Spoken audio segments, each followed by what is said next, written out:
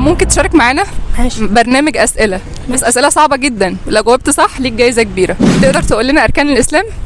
شهادة أن لا إله إلا الله وأن محمدا رسول الله، وإقام الصلاة، وإيتاء الزكاة، وصوم رمضان، وحج البيت من استطاع إليه سبيلا. الله اكبر عليك. تقدر تقول لنا اركان الايمان؟ نعم. الإيمان بالله وملائكته وكتبه ورسله واليوم الآخر، والإيمان بالقدر. ما شاء الله عليك. طب انا عايزه ايه فيها دليل. بسم الله الرحمن الرحيم. آمن الرسول بما أنزل إليه من ربه والمؤمنون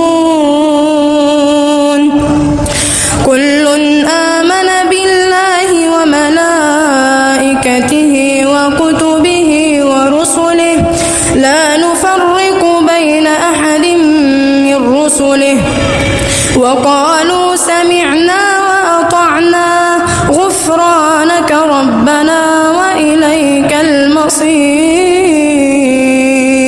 صدق الله العظيم. الله اكبر عليك، انت فاجئتنا، ده انت صوتك ما شاء الله عليك، صوتك حلو جدا. ممكن تقرأ لنا حاجه تانية؟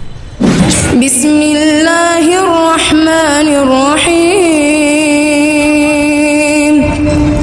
إن الذين آمنوا وعملوا الصالحات كانت لهم جنات الفردوس نزلا خالدين فيها لا يبغون عنها حولا قل لو كان البحر مدادا لكلمات ربي لنفد البحر قبل أن تنفد كلمات ربي ولو جئنا بمثله مددا قل إنما أنا بشر مثلكم يوحى إلي أنما إلهكم إله واحد فمن كان يرجو لقاء ربه فليعمل عملا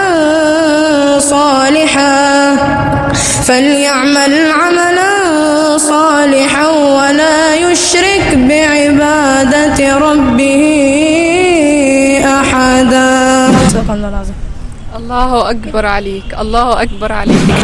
لا يكلف الله نفسا إلا وسعها لها ما كسبت وعليها ما اكتسبت ربنا لا تؤاخذنا إن نسينا أو أخطأنا ربنا ولا تحمل علينا إصرا كما حملته على الذين من قبلنا ربنا ولا تحملنا ما لا طاقة لنا به واعف عنا واغفر لنا وارحمنا أنت مولانا فانصرنا على القوم الكافرين. صدق الله العظيم. صدق الله العظيم. الله اكبر عليه، الله اكبر عليك، الله اكبر عليك. جماعه ما شاء الله، هو في حته تانية خالص بجد.